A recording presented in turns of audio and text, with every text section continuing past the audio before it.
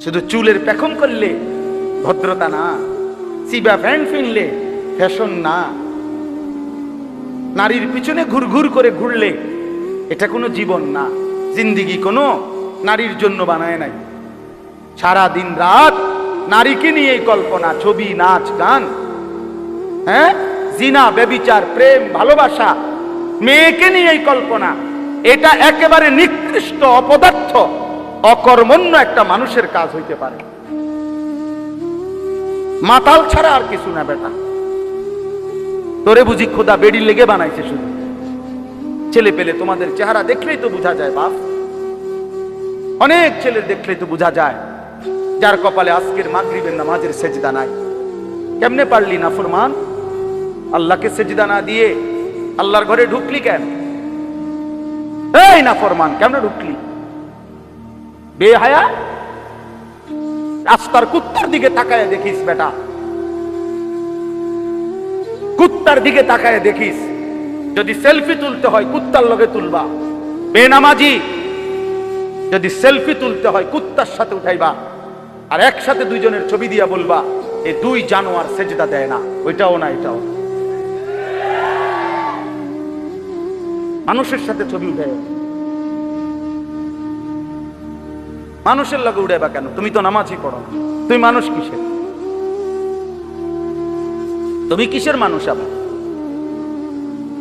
কিসের মানুষ? ইসলাম কারো কাছে ঠেকে না, ইসলাম আটকাবেও। এই পৃথিবীতে ইসলামের উপরে, মুসলমানের উপরে যত ঝড় তুফান গেছে গত 1450 বছরে দোস্ত, এর যদি 1000 ভাগের 1 ভাগ, লাখো ভাগের 1 ভাগও যদি অন্য কোন ধর্মাবলম্বী, অন্য কোন মতবাদের উপরে এরকম জুলুম, অত্যাচার, নির্যাতন হতো, তো পৃথিবীতে সেই ধর্ম বিলীন হয়ে হয়তো ইতিহাসের পাতায় নয়তো জাদুঘরে ওইটার স্মৃতি হিসাবে সংরক্ষিত কিছু থাকতো। কিন্তু এগুলো অনেক সময়ের ব্যাপার। শুধু তাতারিরা, Genghis Khan, Hulagu Khan, Timur Lang এই পৃথিবীর ইতিহাসের এক দুর্ধর্ষ সেনানায়ক ছিল। তাতার একটা জাতি। এই তাতারি মঙ্গল জাতি, অর্থাৎ যাদের পরবর্তী বংশধর হইল মুঘল বংশধর।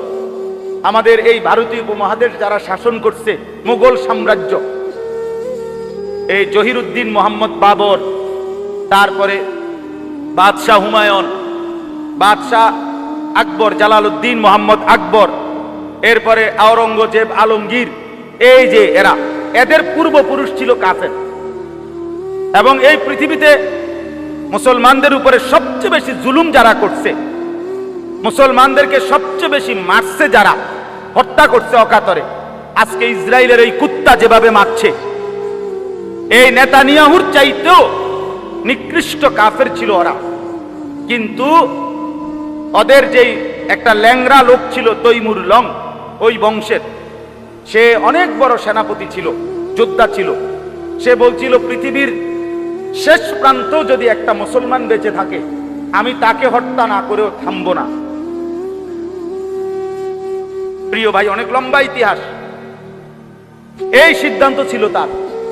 শুধু বাগদাদে 15 দিনে, ওই যুগে মনে করেন আজ থেকে 700-800 বছর আগে, শুধু বাগদাদে, ইরাকের, তখন মুসলমানদের রাজধানী ছিল বাগদাদ ওই জমানায়, শুধু 15 দিনে কমপক্ষে 7 লক্ষ মুসলমানকে অকাতরে রক্তে ভাসাইয়া মানে শহীদ করছে, হত্যা করছে। রক্তে বাগদাদের প্রতিটা নালা রক্তে ভরে গেছে।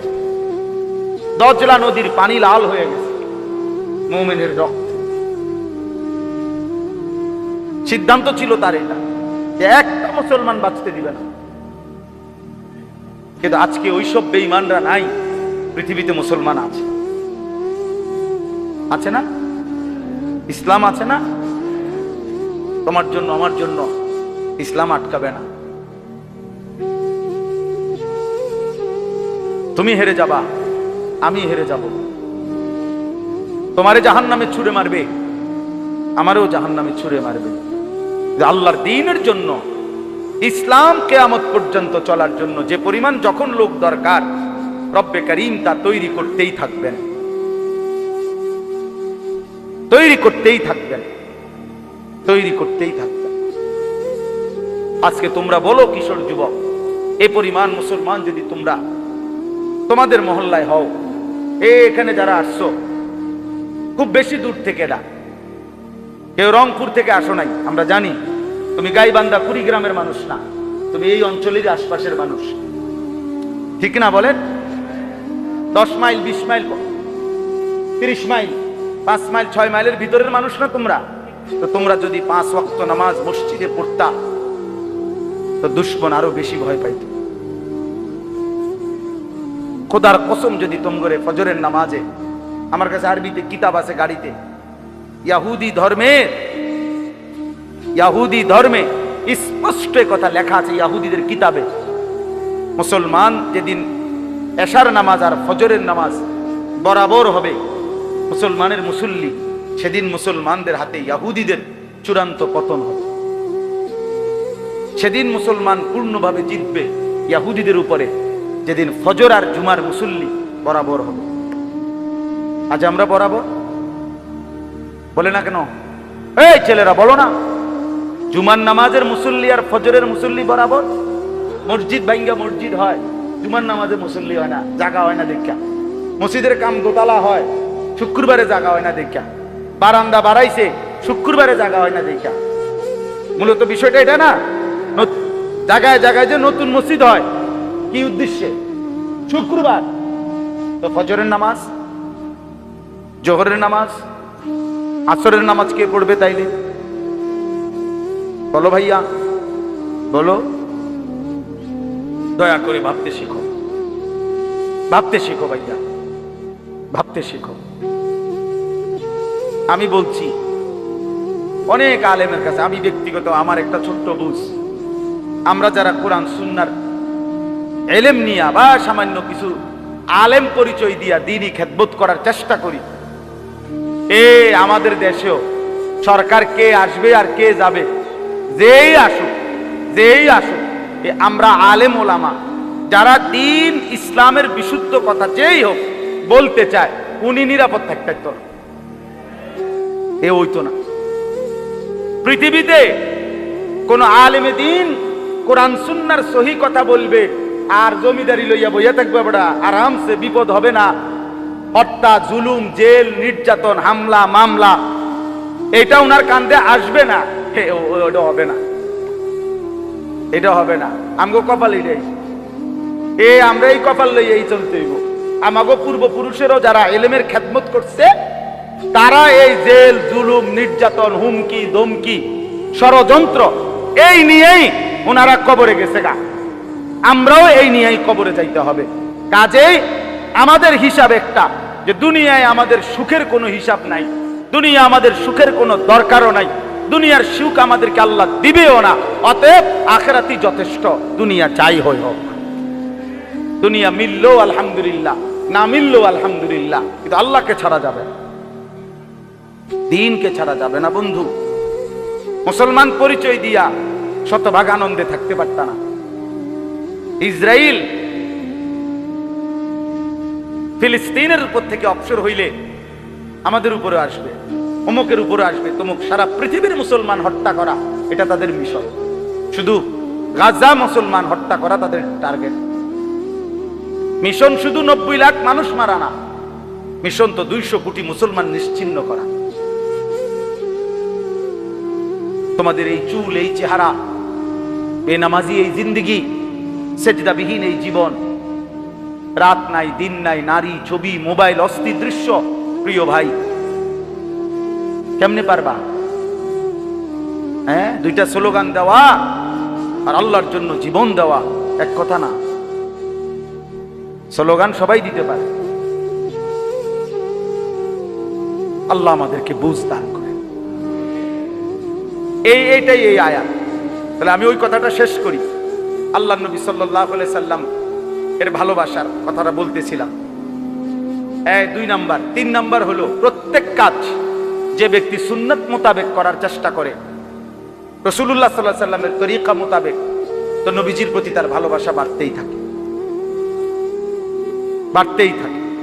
4 নাম্বার, নবীজি সাল্লাল্লাহু আলাইহি সাল্লামের জীবনী, এইটার লেগে এই কথা গেছিলাম। নবীজির সাল্লাল্লাহু আলাইহি সাল্লামের জীবনী, 63 বছরের হায়াত, যে নিয়মিত পড়তে থাকে, কখনো 1 পৃষ্ঠা 2 পৃষ্ঠা করে অল্প অল্প করে পড়তেই থাকে, তো আল্লাহ রাসূল সাল্লাল্লাহু আলাইহি সাল্লামের প্রতি ভালোবাসা তার বাড়তেই থাকে। 5 নাম্বার, নিয়মিত যে নবীজি সাল্লাল্লাহু আলাইহি সাল্লামের উপরে দুরূদ শরীফ পড়ে, আল্লাহর নবীর প্রতি তার ভালোবাসা বাড়তেই থাকে। কয়টা হইল? সোমবারে যে রোজা রাখে, নবীর প্রতি তার ভালোবাসা বাড়তেই থাকে। প্রত্যেক কাজে নবীজির শেখানো দোয়াগুলো যে পড়তে থাকে, নবীজির প্রতি তার ভালোবাসা বাড়তে থাকে। সব কাজ যে সুন্নত মোতাবেক করতে থাকে, নবীজির প্রতি তার ভালোবাসা বাড়তেই থাকে। প্রতিনিয়ত আল্লাহর নবীর জীবনী যে পড়তে থাকে, শুনতে থাকে, নবীজির প্রতি তার ভালোবাসা বাড়তে থাকে। আর নবী সাল্লাল্লাহু আলাইহি সাল্লামের উপরে বেশি বেশি যে দুরূদ শরীফ পড়ে, নবীজি সাল্লাল্লাহু আলাইহি সাল্লামের প্রতি তার ভালোবাসা বাড়তে। আল্লাহ আমাদেরকে তৌফিক দান করেন। এবার শুধু তরজমা শুনেন, তাইলে আমার কথা শেষ। আমি যা বলার বলে ফেলছি। ইয়া আইয়ুহাল্লাযীনা আমানু, হে ঈমানদারগণ, মান ইয়ারতাদ্দা মিনকুম আন দীনিহি, আল্লাহর নবী সাল্লাল্লাহু আলাইহি সাল্লামের ঈমানদার উম্মত আমাদেরকে আল্লাহ লক্ষ্য করে বলছে, ছেলেরা বাপ তোমরাও শোনো, বাপ তোমরাও শোনো। আল্লাহ তাআলা বলেন, হে ঈমানদারগণ, মান ইয়ারতাদ্দা মিনকুম আন দীনিহি, তোমাদের মধ্যে যেই আল্লাহর দ্বীন থেকে, ইসলাম থেকে ফিরে যাবে, ইসলামকে ত্যাগ করবা, আল্লাহর বিধান, আল্লাহর কোরআনকে যারা ত্যাগ করবা, তো আল্লাহ তাআলা বলেন, ভেবো না যে আমি আল্লাহ তোমার কাছে আটকায় যাব। ফাসাউফা ইয়াতিল্লাহু বিকাউমিন, আমি অচিরেই অল্প সময়ের ব্যবধানে নতুন জাতি নিয়ে আসব, নতুন মানুষ তৈরি করব। কেমন কেমন মানুষ তৈরি করব? এক, ইউহিব্বুহুম ওয়া ইউহিব্বুনা, যারা আল্লাহকে ভালোবাসবে, আল্লাহও তাদেরকে ভালোবাসবে। 2, আদিল্লাতিন আলাল মুমিনিন আইজ্জাতিন আলাল কাফিরিন, যারা মুমিনদের প্রতি হবে নম্র, কাফেরদের প্রতি হবে কঠোর। 3, ইউজাহিদুনা ফি সাবিলিল্লাহ, যারা আমৃত্যু আল্লাহর পথে যুদ্ধ করতে থাকবে। ওয়ালা ইয়াখাফুনা লাউমাতা লাইম, কারো কোনো নিন্দা, ভৎসনা, তিরস্কারে ভয় পাবেন, ভয় পাবেন। সমাধান মৃত্যুই। এজন্য আল্লাহ তাআলা বলেন, বান্দা তুমি আমারে ঠেকাইও না, আমি সব সময় এই 3 গুণওয়ালা আমার জাতি রেডি রাখবো, এই পৃথিবীতে থাকবে। 3 গুণ মানে 2টা 2টা করে, প্রতি গুণে 2টা, মোট 6টা গুণ। 3 গুণারি মানে 3টা, প্রতিটার মধ্যে 2টা। আল্লাহ তাদেরকে ভালোবাসবে, তারাও আল্লাহকে ভালোবাসবে। 2, তারা ইমানদারের প্রতি হবে নম্র, কাফেরের প্রতি হবে কি? কঠোর। 3, তারা আল্লাহর পথে যুদ্ধ করবে এবং কারো কোনো নিন্দা ভৎসনায় কি করবে না? ভয় পাবে, ভয় পাবে। এরপরে আল্লাহ বলেন, যালিকা ফাদলুল্লাহ ইউতিহি মান ইয়াশা, এমন নিয়ামত, এমন গুণ, এমন মুমিন, এমন ইমানদার আল্লাহ যাকে চান দয়া করে তাকেই দান করেন। এই জন্য ভাইয়া, ভাত আল্লাহ সবাইরে খাওয়ায়, ভাত আল্লাহ সবাইরে খাওয়ায়, কিন্তু ইবাদত, সিজদা, আখিরাতের আমল, আল্লাহর বন্দেগী সবাইকে দিয়ে আল্লাহ করায় না। এটা আল্লাহ যারে পছন্দ করেন তারে আল্লাহ তাআলা সিজদা দেওয়ার তৌফিক। এই জন্য তোমরা যারা এখন খাইতেছো, ঘুমাইতেছো, পেশাব পায়খানা করতেছো, আর নারী দেখো, ছবি দেখো, মা কিছু বলে না, বাপ কিছু বলে না, সবার বাদন থেকে তোমরা ছুটে গেছো। এই সমাজের মুরব্বী, বয়স্ক, বাবা কেউ কিছু তোম করে, কিশোর জোয়ান ছেলে তোমাদেরকে আর বলে না। নিজের হাতে নিজেরে তুলে নিছো এবং নারী, ছবি, মোবাইলের কাছে নিজেরে সমর্পণ করে বন্ধুদের আড্ডায়, অসৎ লোকের আড্ডায় শেষ হচ্ছ। মনে রাখো, মনে রাখো ভাইয়া, এই পথ তোমারে জাহান্নামে নিয়ে যাবে, এই পথ তোমারে জাহান্নামে নিয়ে যাবে। একদিন তুমি টের পাইবা, কিন্তু সেদিন দেখবা ধাউ ধাউ করে আগুন জ্বলছে। একদিন তুমি বুঝবা, তুমিও বুঝবা, আমিও বুঝবো। আল্লাহ হেফাজত করেন। শেষ কথা হলো আল্লাহ তাআলা বলেন ইন্নামা ওয়ালিয়ুকুম, এই ছেলেরা, বাবারা, বয়স্করা সবাই শুনেন, আল্লাহ আবার বলতেছে, অতএব বান্দা শুনো, তোমাদের সকলের বন্ধুত্ব হবে, বন্ধু হবে কে? মুমিনের বন্ধু কে? এক, আল্লাহ, এই যে। দুই, ওয়া রাসূলুহু, আল্লাহর রাসূল। তিন, ওয়াল্লাযীনা আমানুল্লাযীনা ইউকিমুনাস সালাহ ওয়া ইউতুনাজ যাকাতা ওয়া হুম রাকিউন। তিন, ওই সমস্ত ঈমানদার যারা বিনম্র চিত্তে নামাজ পড়ে এবং যাকাত প্রদান করে। বেনামাজি মুমিনের বন্ধু হইতে পারে, হারামখোর মুমিনের বন্ধু হইতে পারে না। সরাসরি কোরআনের আয়াত, ইন্নামা ওয়ালিয়ুকুম, তোমাদের বন্ধু হবে কেবল আল্লাহ ওয়া রাসূলুহু ওয়াল্লাযীনা আমানুল্লাযীনা ইউকিমুনাস সালাহ, ওই সমস্ত ঈমানদার যারা নিয়মিত নামাজ পড়ে, যারা নিয়মিত যাকাত, যারা আল্লাহকে চিনে। সর্বশেষ আল্লাহ বলেন ওমান ইয়াতাওয়াল্লাল্লাহা, আল্লাহকেই যে বন্ধু বানাবে, ওয়া রাসূলুহু ওয়া রাসূলাহু, রাসূলকে যে বন্ধু বানাবে, ওয়াল্লাযীনা আমানু, ওই উপরোক্ত গুণাবলী সম্পূর্ণ মুমিনদেরকে যারা বন্ধু বানাবে তারাই আল্লাহর দল। আর ফাইন্না হিজবাল্লাহি হুমুল গালিবুন, আল্লাহর এমন দল বিজয়ী হবে, বিজয়ী। সময়ের ব্যবধান হবে হয়তো, কিন্তু বিজয়ী হবে। এই জন্য আজকের এই শেষ কথা এটাই, বাবা, কিশোর, নওজোয়ান, আল্লাহকেই বন্ধু বানাও, নবী সাল্লাল্লাহু আলাইহি সাল্লামকেই বন্ধু বানাও। ঈমানদার মুমিন যারা আল্লাহকে ডাকে তার সাথেই তুমি তোমার সম্পর্ক গড়ে তোলো। আল্লাহ নবী সাল্লাল্লাহু আলাইহি সাল্লাম বলছেন, আল্লাহ তাআলা বলছেন হাদিসে কুদসি, আল্লাহ নিজে বলছেন ওয়াজাবাত মাহাব্বাতি, আমি আল্লাহর মহব্বত, ভালোবাসা আমার ওই বান্দার জন্য ওয়াজিব হয়ে যায়। লিল মুতাহাব্বিনা ফিয়া, আমার যে দুই বান্দা আমি আল্লাহর জন্য একে অপরকে ভালোবাসি।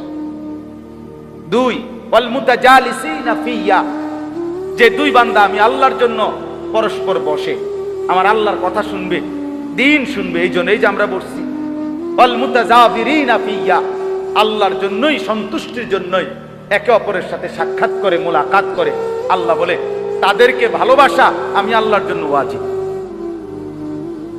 আল্লাহ তাআলা বলেন, হাদিসের মধ্যে আছে, হাদিসে কুদসি এটাও, আল্লাহ হাসরের দিন বলবে আইনাল মুতাহাব্বুনা বিজালালি, আমি আল্লাহর জন্যই তোমরা যারা একে অপরকে ভালোবাসছিলা তোমরা কোথায়? হাত তোলো।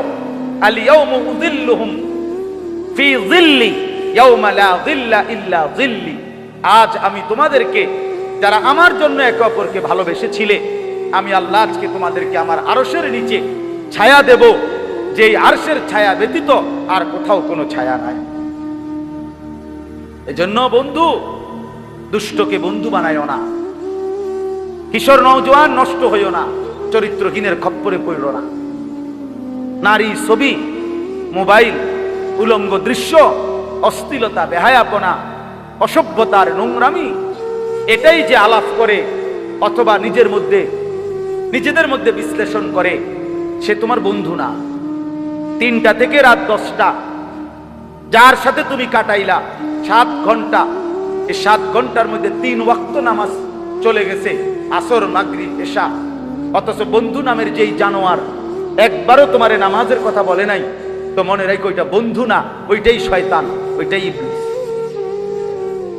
শয়তান খুঁজো, ওই শয়তান, ওই দুষ্ট, ও বন্ধু না, ওই শয়তান, ওই ইবলিস। 7 ঘন্টা বন্ধু নামের শয়তান তোমার একবারও আল্লাহর কথা বলল না। মুসলমান 7 ঘন্টা খামখেয়ালি করে, 8 ঘন্টা, অথচ 8 ঘন্টার চাকরিতে অনেক মানুষের বেতন 30,000 টাকা, ডিউটি 8 ঘন্টা। স্ট্যান্ডার্ড টাইম কোতে ডিউটির চাকরি 8 ঘন্টা না, তো 8 ঘন্টায় মানুষের হায়াত চলে ডিউটিতে, 8 ঘন্টায় পরিবার 8 ঘন্টার উপার্জন দিয়া চলে, আর তুমি সেই 8 ঘন্টাই খামখেয়ালি করলে, 8 ঘন্টাই তামসা করলা, আমরা করলা কি ভাই? এটা কোনো কথা হইল? আল্লাহ আমাদেরকে হেফাজত করেন। আমার আরো অনেক আগে শেষ করে দেওয়ার কথা, কিন্তু আমি এরপরও একটু বেশি বললাম। আমি এতগুলো নওজোয়ান ছেলে তোমাদের কাছে অনুরোধ করি, প্রিয় ভাই আমার, বন্ধু আমার, আল্লাহর জন্য প্রস্তুতি নাও, দ্বীনের জন্য, আখিরাতের জন্য। আল্লাহ এবং তার রাসূলকেই ভালোবাসো। বয়স্ক বাবা চাচাদেরকে বলি, শেষ হায়াত চা দোকানে অথবা হারাম উপার্জনের নেশায় শেষ করেন। আখিরাত আছে, কিন্তু উপার্জন করে শেষ করতে পারতেন না। সংসারের প্রয়োজন শেষ হবে না, বা সুদের টাকা দিয়েও শেষ হবে না, হালাল টাকা দিয়েও শেষ হবে না, ঘুষ কিস্তির টাকা দিয়েও সংসারের প্রয়োজন শেষ হবে না। বা আপনি মরে যাবেন, সংসারের অনেক কিছু বাকি থেকে যাবে। আপনি যেদিন মরে যাবেন সেদিনও চাইল নাই, ডাইল নাই, পেঁয়াজ নাই, রসুন নাই, সোফা ভাঙ্গা, ফ্রিজ দিয়া পানি করে, জানালার ছিটকারি নাই, বাথরুমে টয়লেট পেপার নাই, নুন নাই, হারভিক নাই। কথার কথা, অর্থাৎ অনেক কিছুই চাহিদা থেকে যাবে। অতএব এই দুনিয়ার প্রয়োজন শেষ হয় না। অতএব দুনিয়া আপনি শেষ করেন না, হায়াত নষ্ট করেন, আখিরাতের প্রস্তুতি নেন।